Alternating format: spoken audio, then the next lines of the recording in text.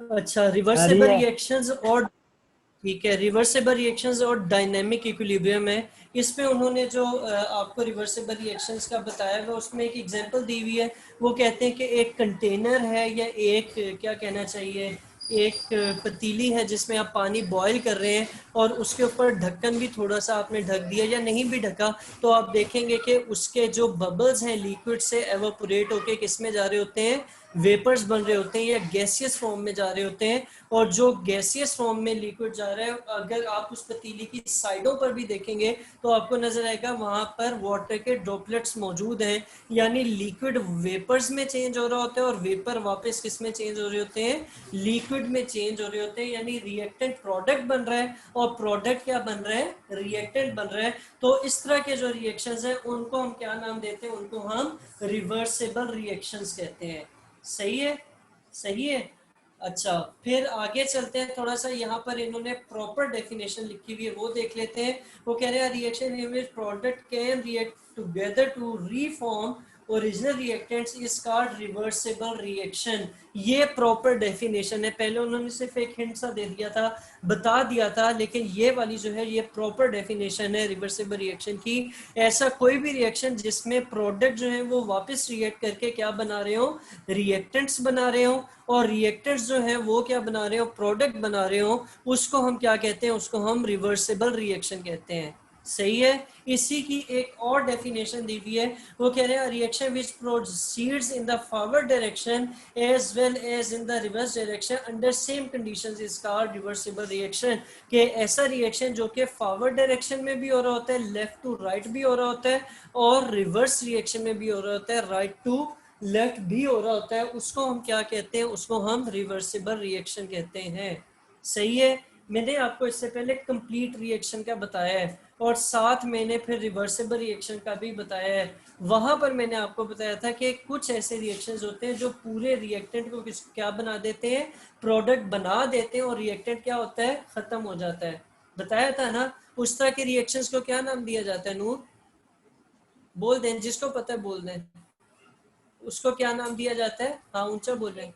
Complete reaction में समझ आ रही है मुझे आप जो बोल रही हैं, लेकिन आवाज निकल रहा है तो बेहतर होता है कि वो क्या है, वो कंप्लीट रिएक्शन है। लेकिन अब जैसे ये लिक्विड और वेपर वाला है, ये क्या नहीं होता, ये सारा का सारा लिक्विड वेपर नहीं बनेगा, बल्कि कुछ ना कुछ होगा जो कि क्या बनता रहेगा, साथ साथ लिक्विड में वापस आता रहेगा जब तक वो कंटेनर में एक खास टाइम तक ऐसा होता रहेगा।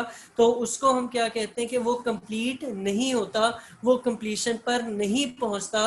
और ऐसे रिएक्शंस को आप क्या नाम देते हैं, रिवर्सिबल रिएक्शंस का नाम देते हैं। तो रिवर्सिबल रिएक्शंस जो है वो कभी भी कंप्लीशन की तरफ नहीं जाते।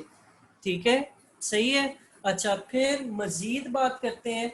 तो वो क्या कह रहे हैं कि जितने भी रिवर्सिबल चेंजेस आएंगे, रिवर्सिबल चेंजेस का आप छोटी क्लासेस में भी पढ़ते रहे हैं कि जिनको आप वापस रिएक्टेंट की फॉर्म में ला सकें। तो जितने भी रिवर्सिबल चेंजेस आएंगे, बेशक वे फिजिकल हो या केमिकल हो, वो हमेशा दोनों डायरेक्शंस पे हो रहे होते हैं। और एक और मेन बात कि जब भी आपने chemical reaction sorry reversible reaction देखेंगे या लिखेंगे, तो उसमें आप सिंगल साइडेड एरो नहीं डालेंगे बल्कि डबल एरो डालेंगे। Double arrow basically reversible reactions को ही शो करता है। ठीक है, ठीक है अब्दुल्ला। और सॉरी, इरिवर्सिबल तो आगे आएंगे, ठीक है। वो बता कि वो पिछले पेज पे, क्योंकि रिवर्स नहीं होते। अब तुमने पत्ती डाली, दूध डाला, चीनी डाली, सब चीजें डाली, चाय बना ली, अब चाय से वापस दूध पत्ती अलग कर सकते हो, नहीं कर सकते ना। तो वो कौन सा रिएक्शन होगा, वो इरिवर्सिबल रिएक्शन होगा, वो रिवर्सिबल नहीं होगा, वो एक कंप्लीट रिएक्शन होगा। ठीक है। अच्छा, ये वाले कौन से, ये रिवर्सिबल है। अब आगे इसके कुछ एग्जांपल्स हैं वो भी देख लेते हैं। अभी तक जो पढ़ा है इसमें कोई मसला है तो मुझे बताएं अब्दुल्ला, बाकी सब भी बता दें, मैं सबके नाम लेने हैं, माशाल्लाह बच्चे ज़्यादा हैं तो काम लंबा हो जाएगा। अच्छा, ये इन्होंने मुख्तलिफ एग्जांपल्स दी हुई हैं। इन रिएक्शंस में मैं ना आपको जो समय बताना चाह रहा हूँ वो ये बताना चाह रहा हूँ कि इनको अगर आप देखेंगे कि ये आम केमिकल रिएक्शंस जैसे नहीं है, इसके अंदर कुछ एडिशनल इंफॉर्मेशन भी है। ठीक है, एडिशनल इंफॉर्मेशन क्या है मैं वो बताऊंगा और फिर हम इसको देख भी लेंगे। अब इसमें पहली बात तो ये कि एरो कौन सा लगा हुआ है, डबल साइडेड एरो लगा हुआ है। ठीक है। फिर दूसरी बात की बात करते हैं। दूसरी बात क्या कि ये जो V2O5, ये जो ऊपर एक केमिकल फार्मूला लिखा होगा, ये क्या चीज होगी? ये कैटलिस्ट होगी। इसे नोट कर ले बेशक, ये क्या होगी? कैटलिस्ट होगी, CATALYST। ठीक है। अच्छा, फिर इस एरो के नीचे अगर आप देखें तो एक टेम्परेचर भी दिया हुआ है, सही है। तो ये वो टेम्परेचर है जो कि इस रिएक्शन को रिएक्शन स्टार्ट करने के लिए मिनिमम टेम्परेचर जो चाहिए होगा वो ये वाला होगा। ठीक है। और फिर यहाँ पर आ जाए तो ये क्या है? ये एटमॉस्फेरिक प्रेशर है कि उसे इतना एटमॉस्फेरिक प्रेशर मिलेगा तो फिर ये रिएक्शन जो है वो सही तरीके से होगा। तो मैंने पहले बताया ऊपर क्या चीज़ थी? कैटलिस्ट थी। उसके बाद नीचे आ जाए तो ये क्या है? ये टेम्परेचर है। और ये क्या चीज़ है दूसरी वाली? Atmospheric pressure. ठीक है अब्दुल्ला? ठीक है अब्दुल्ला, आवाज आ रही है? अच्छा, ये नोट कर लिया आप ठीक लोगों है। ने? अच्छा, आगे चलते हैं। तो अब पहला रिएक्शन दिया हुआ उन्होंने।